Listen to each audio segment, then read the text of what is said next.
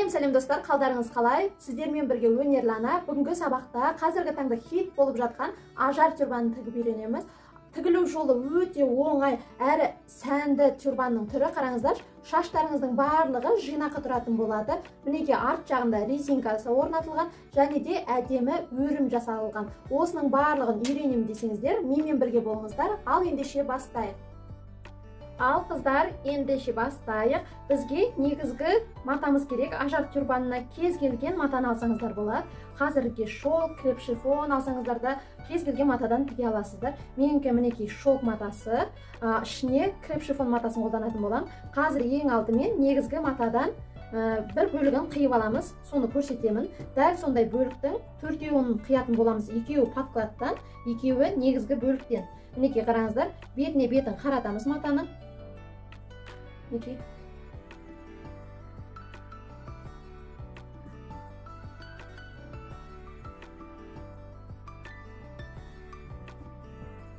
Бұл менің мата алтынға қиылғандықтан, мына жерді қазір мен түзеймін.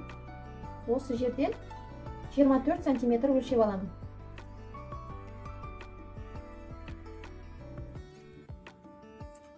Бүктеліп тұр, яғни ол 48 болады деген сөз. Және де ұзыннан 28 сантиметр аламыз. Мына жерде 28. Енді осы ұшынан үстіне қаратай 14 сантиметр көтереміз. Мінекей, қараңыздар, көтеріп алдым. Енді жаңағы 28 сантиметр өлшеп алған жеріммен осыны доғал етіп қосамын.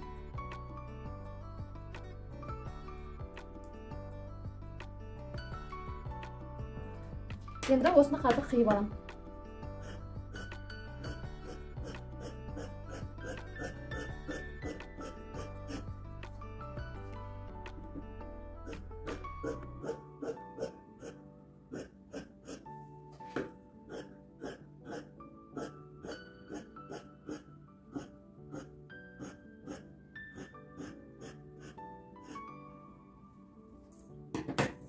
Ал неке қыздар, қараңыздар, қиып алдым мінекей. Енді бізге дәл осындайдан тағы бір бөлік керек. Негізгі бөліктен сонда екеу, және де подкладтан да екеу. Дәл осыны қазір бастырып қиып аламын. Ал неке қыздар, қараңыздар, екі бөлік подкладтан, екі бөлік негізгі бөліктен қиып алдым. Енді осыны бір-біріне жалғап тігетін боламыз.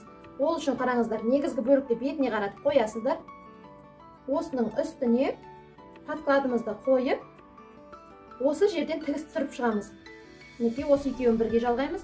Және де екінші бөлігінде дәл солайынан бетіне қаратып, подкладымызды да бетіне қаратып, осыны астынан, ұзыннан тігіп алатын боламыз. Ал ендеше тігінге барайық. Қыздар, барлығын жақсылап түйреп алдым. Енді осыдан ұзыннан тігіс түсіремін. Басында соңында міндетті түрде закрепка жасаймыз.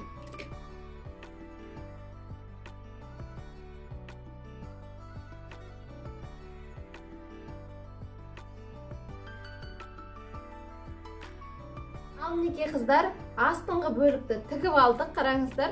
Неке негізгі бөлік. Ендігі кезекте осыларды үтіктейміз, қараңыздар. Негізгі бөлікті шамамен ішке қартай 1 сантиметрге дейін, немесе 0,5 миллиметр етіп кіргізіп, осыны осылайынан үтіктеп аласыздар, ішке қартай, қараңыздар. Неке, дәл солайынан екінші бөлігімізді де ашып, негізгі бөлігін ішке қартай кіргізіп, осыны осылайынан басып үтіктеп аламыз. Екі бөлікті де. Ал неке қыздар, қараңыздар, ішіне қартай үтіктеп алдым екеуінде. Енді мінекей, подклады ішкі матадан қарағанда үстіне қартай сәл көтерілді. Енді осы кезде артығын алып тастаймыз подкладтың бірдей қылып.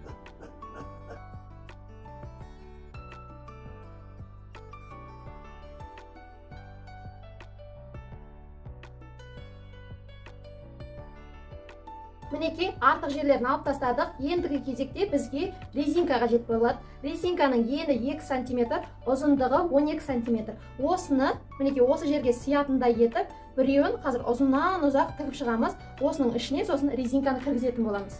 Ал ендеше машинамызға барайық. Қыздар, қараңыздар, осы жерін 2 сантиметр етіп сызып алсаңыздар болады, немесе машиналарыңызда белгі болса, соның көмегімен бірдей етіп тігеміз. Қараңыздар, менікі 2 сантиметр, сол 2 сантиметрдің бойымен тігетін болам.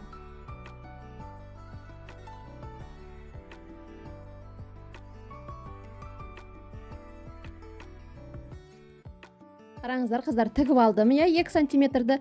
Осы жерге енді резинканы өткіземіз. Қараңыздар, резинкаға түйреуішті өткізіп алып, осыны осыған кіргіземіз.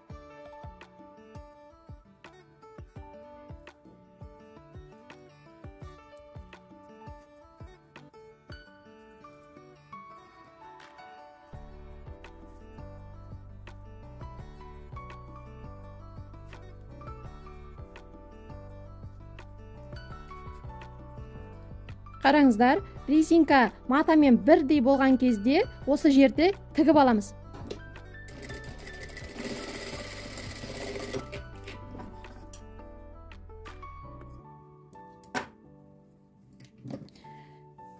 Тігіп алғаннан соң шетін ары қаратай резинканы бас жағынан алып шығатын боламыз. Резинкамыз басына жеткен кезде осы жерден тағы да тігіс түсіреміз.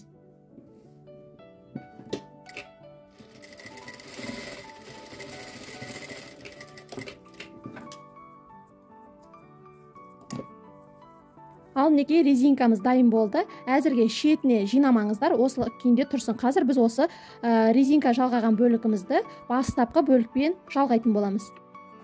Ал неке қыздар, қараңыздар, резинкамызды жалғап алдық. Неке, енді осы екеуін бір-біріне жалғаймыз. Қараңыздар, негізгі беткі бөлігім неке маған қарап тұр. Осыны ашамыз. Осының бетіне резинкасы бар бөлігімізді осылайынан бетіне бетін қаратып қоямыз. Енді резинканың шет жағын қараңыздар. Мына бүктелген жер бар ғой, ізі қалған. Сол жерден алып, лайнан ішкі бөлікпен жауып, ішінде қалдырамыз резинканы. Мынау сонда ішінде қалады. Осы жерден түйреп аламыз. Неге? Енді осы 4 бөлікті бір-біріне қосып айналдырып шығамыз. Негізгі 2 бөлік және де 2 подклад. Барлығын бірдей етіп, бір-біріне қосатын боламыз.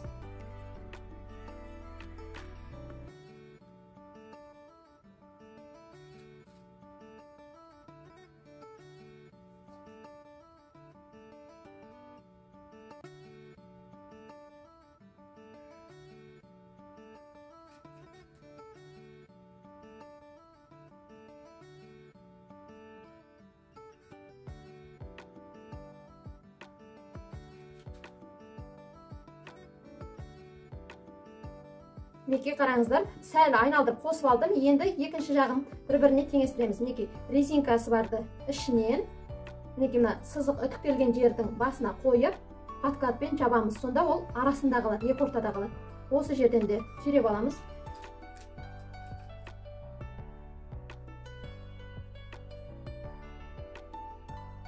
Осыны ары қаратай түйреп бітіреміз барлығын.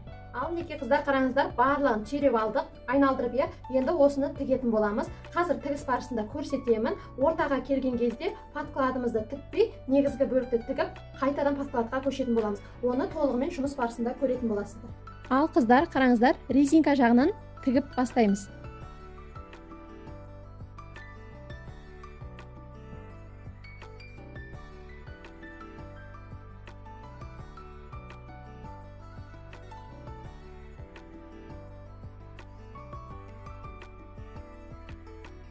Ал қыздар, қараңыздар, ортаңғы бөлікке жеттік. Сәл закрепка жасаймыз. Инені шығармаймыз. Осы жерде подкладтың 2 бөлігін осылайынан қайырамыз. Осы жерден негізгі бөлікті тіге бастаймыз. Бір 7-8 сантиметр тік болғаннан кейін қайтып подкладты орнына әкелеміз. 4 бөлікті қайтадан тігеміз.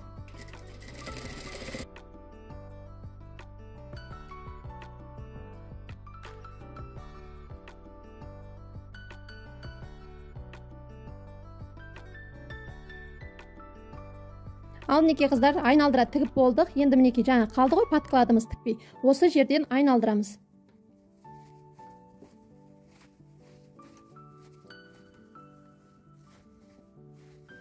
Міне қараңыздар. Сонда іші барлығы әдемі, тігіссіз әдемі өңделеді. Осы жерде енді подкладты қолмен тігіп кетсеңіздер болады, немесе 1 миллиметрмен машинамен тігіп жібереміз.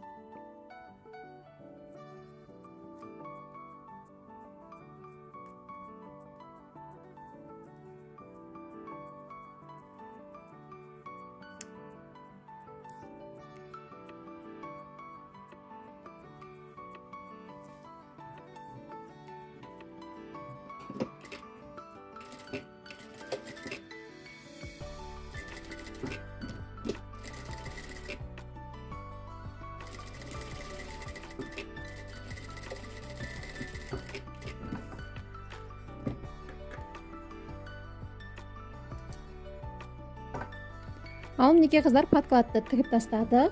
Енді бергі бетке айналдырамыз. Мінекей резинкамыз барлығы жақсы орналасты. Осы кезде осы резинканы түзеп жіберсеңіздер болады. Енді жерден қараңыздар қыздар, енді сборка жасаймыз мына арт жағына. Оны қалай жасаймыз? Мынау резинка жағы, мынау негізгі бөлік жағы. Енді осы орта екеуі тігілген жерден қолдың көмегімен түзеп отырасыздар, және де өздеріңізге қартай бүйтіп лесенка қылып сборка жасаймыз. Осы жерді түйреп аламыз. Келесісін аламыз. Сол сборка болған жерге дейін, мінекей.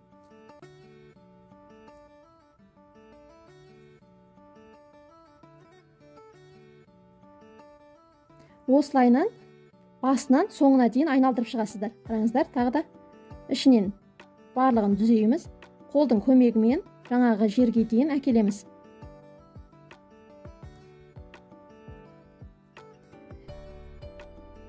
Жиі жасасаңыздар да болады. Өздеріңіздің көз мөлшерімен жасасаңыздар да болады.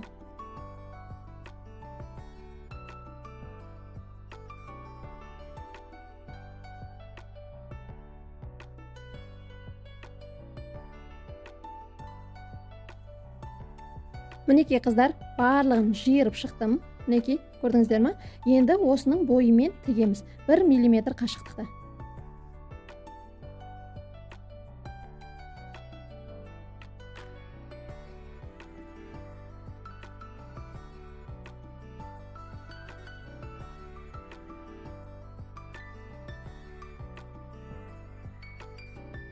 Ал міне қыздар, қараңыздар, барлығын әдемілеп жиырып тігіп алдық. Енді қараңыздар, мінекей шаш тұратын бөлігі бір бөлек шықты әдемі болып, және де басқы жағы мінекей өте әдемі болып шықты. Қараңыздар, іші барлығы өте әдемі өңделді. Ал мінекей қыздар, қараңыздар, әдемілеп жиырып алдық. Қараңыздар, бұл шаш тұратын жағы мінекей резинка, ал мына жақ негізгі басқы бөлігі. Енді осы жерді осылай қалдырсаңыздар болады, немесе тас тігіп өтсеңіздер болады. Хрусталь тастарды әдемі етіп бисерласаңыздар болады, немесе өрім етіп өрсеңіздер болады. Қазір сол өру жолын сіздерге көрсететін боламын. Өру үшін не істейміз? Ол үшін бізге осындай ұзын жолақша, шамамен 1-20 метр, 1-30 метр етіп ұзын жолақша қиып аласыздар. Ені 7 сантиметр, осыны бір-біріне қосып ұзыннан тігіп аламыз.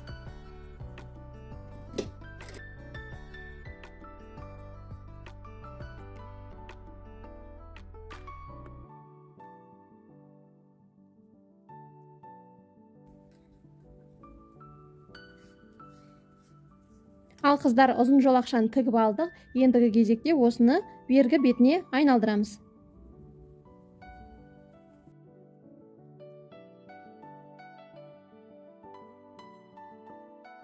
Қыздар, барлығын бергі бетке айналдырып алдым. Енді осыны жақсылап үтіктеп аламыз. Мінекей жолақшамызды үтіктеп алдық жақсылап. Ендігі кезекте тең ортасынан осылайынан бүктейсіздер. Тең ортасынан осыны тюрбанымыздың шетіне осылайынан тігіп аламыз қазір.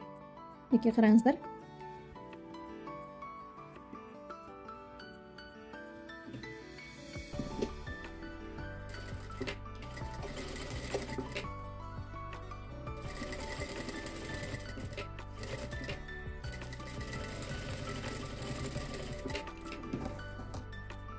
Ал мінекей қыздар, қараңыздар, шетіне тігіп алдық тюрбанымыздың. Енді осыны өретін боламыз.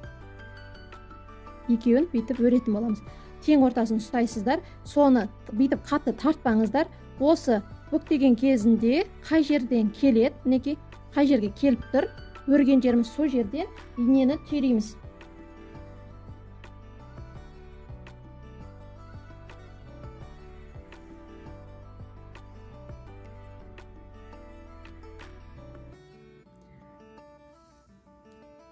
Мінекей, қараңыздар, бекітіп алдық инені. Осыны ақырын кішкентай тігіспен арғы қартай өткізіп жіберсеңіздер болады, немесе дәл ортасына тасты тіксеңіздер болады. Мінекей, мен хрусталь тасты алып, ішке қартай кіргіземін. Арғы бетіне шығарамын.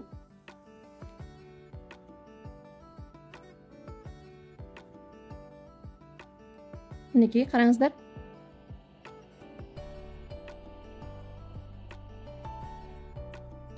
Мінекей, қараңыздар, тасты арғы бетіне тігіп өткіздім, иә.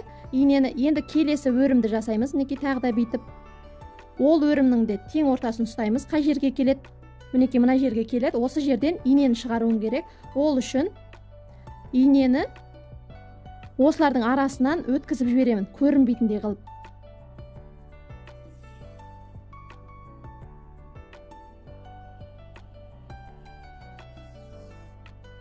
Мінекей жібім көрінбейді. Енді осыны арғы бетке шығарып алам инені.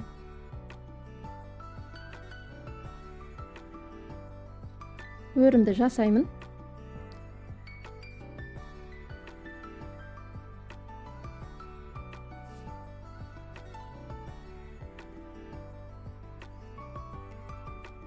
Осы жерден қазір шығарамын.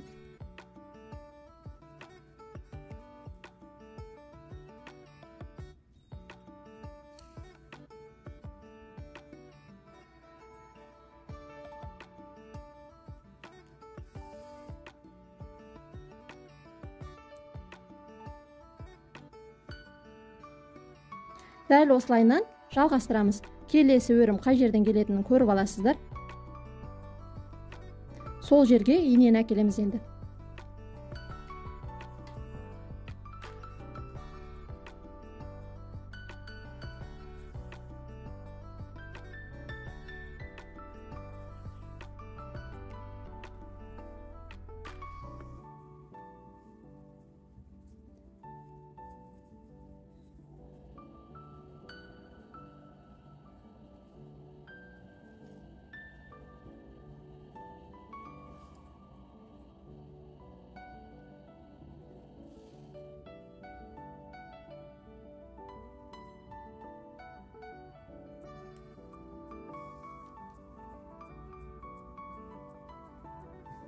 Осылайша барлығын соңына дейін өріп шығасыздар, достар.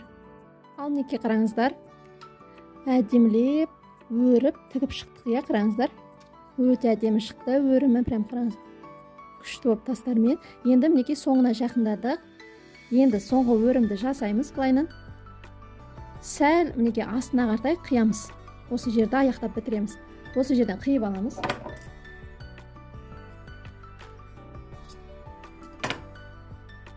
Қиған жерімізді осыны отқа күйдіреміз.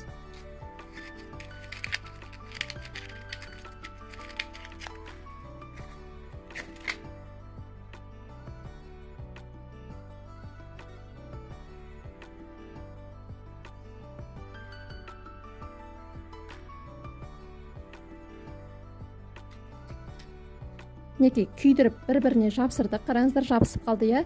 Енді осыны сәл осылайынан қайырамыз ішке, және де тюрбаның шетімен бірдей етіп, осы жерді тігіп аламыз.